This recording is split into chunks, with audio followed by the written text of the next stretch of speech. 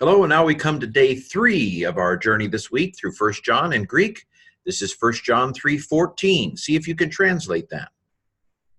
And here's my translation. We know that we have crossed over from death to life because we love the brothers. The one who does not love remains in death. I'm hearing a very similar theme here over and over again.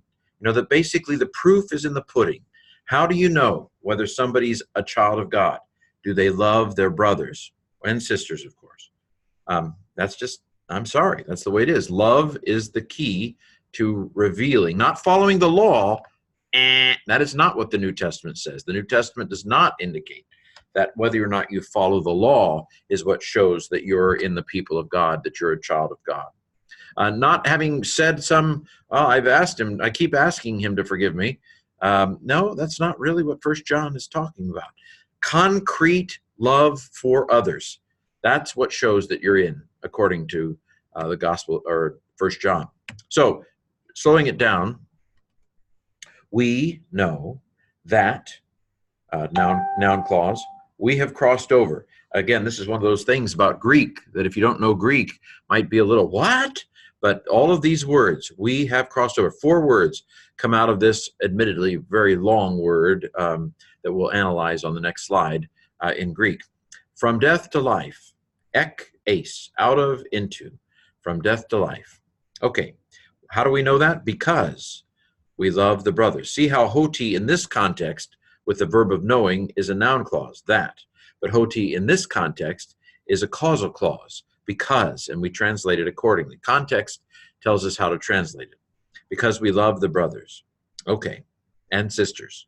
Actually, sisters are included in this because, like many languages, like Spanish and others, even if it's a majority of women in the room, the language uses the masculine endings if there are men present. It's not fair, it's not right, it's not particularly Christian, really, but languages are held by collective cultures, not by the moral. Anyway, so brothers and sisters is an okay translation of this because the sisters are implied. Okay, the one who does not love, we've seen this many, many, many times in 1 John. This is a participle with the on it. It's a adjectival participle. It's substantive because the one who loves, the man who loves, doesn't tell us who's doing the loving. We have to come up with the one who does not love. May is used because it's not indicative. It's participle. So the one who does not love remains in death. Kind of scary there, right? Shouldn't be scary. Okay, now for some grammar. Hemes, that's the personal pronoun, first person plural. Oidamen, I know oida, yeah. Men is a first person plural active ending, right? Oida is perfect in form but present in meaning. So we parse this as perfect active indicative. It's first plural. I have made a mistake. I was just checking on you. So I'm going to do my little I dream of Jeannie. And that now looks much better. First plural, oida.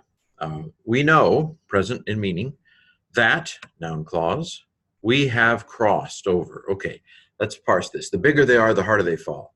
Men, we know men. We are men. It's we are men. It's we, right? First person plural. First person plural, probably active. Alpha's not fried, so let's go with indicative. Kappa alpha. It's perfect active indicative.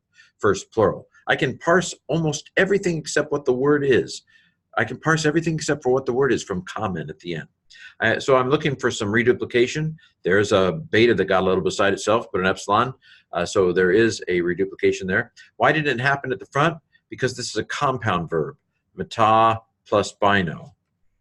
It's compound.